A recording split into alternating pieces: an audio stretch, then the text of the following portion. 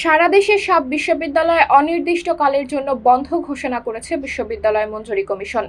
মঙ্গলবার কমিশনের সচিব ডক্টর ফেরদৌস জামান স্বাক্ষরিত এক বিজ্ঞপ্তিতে এই তথ্য জানানো হয়। বিজ্ঞপ্তিতে বলা হয়, শিক্ষা মন্ত্রণালয়ের সিদ্ধান্ত মোতাবেক শিক্ষার্থীদের নিরাপত্তার বিষয়টি বিবেচনায় দেশের সকল পাবলিক ও বেসরকারি বিশ্ববিদ্যালয় এবং বিশ্ববিদ্যালয় অধিভুক্ত মেডিকেল, টেক্সটাইল, ইঞ্জিনিয়ারিং ও অন্যান্য কলেজ সহ সকল কলেজের শিক্ষা কার্যক্রম পরবর্তী নির্দেশ না দেওয়া পর্যন্ত বন্ধ থাকবে।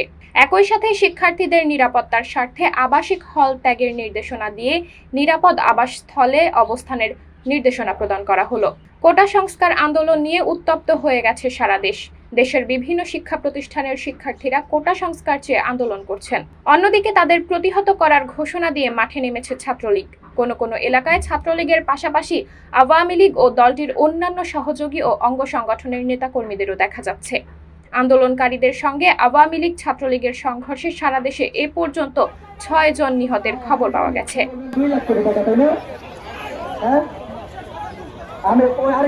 সাবরিনা জলিল, সবার কথা। আমি দায়িত্ব নিয়ে বলতেছি, পিএইচডি গ্রুপের মালিক সুফি মিজানুর রহমান, পিএইচডি গ্রুপ কেন্দ্র সবাই সবাইকে অনেক